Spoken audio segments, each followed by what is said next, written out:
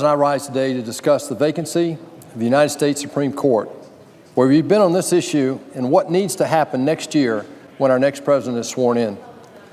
For months this year, I and other members of this body held our ground in saying that the American people deserved a voice in this process.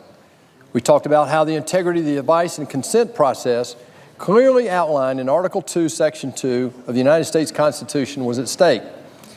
We outlined years of precedent against nominating and confirming a Supreme Court justice during a presidential election cycle.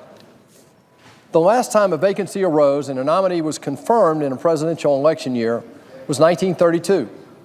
1888 was the last presidential election year in which a justice was nominated and confirmed by a divided government. Confirming a nominee to the United States Supreme Court should never be distorted by political theater of a presidential election cycle. This is a bipartisan position, Mr. President.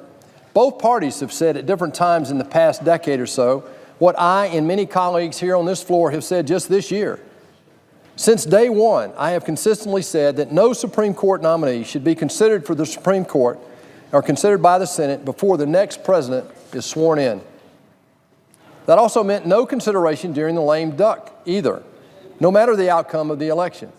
You can't have it both ways. This was my position before the election. This is still my position today. It was and is about the principle, not the individual.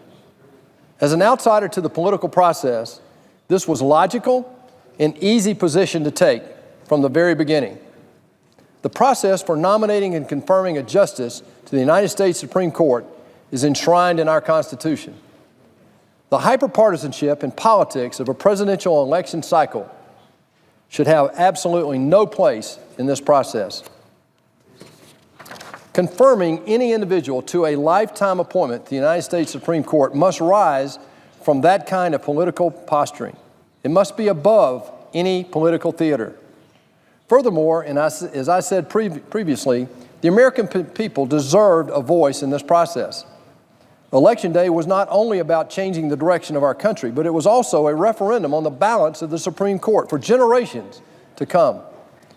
Our decision to withhold consent on any Supreme Court nominee until after a new president is sworn in protected the integrity of the advice and consent process from political games in a heated presidential campaign cycle. That decision was entirely within the rights and responsibilities of the Senate as outlined in the Constitution. We did our job, Mr. President, and next year we're going to continue to do that job of advice and consent as we consider the next nomination for the Supreme Court. With a new president sworn in, it will be time for the Senate to confirm a nominee to the United States Supreme Court. The election is over. People have spoken. Americans have elected a new president. They chose a new direction. I urge members of this body to listen to them, and I urge this body to remember the integrity of the process.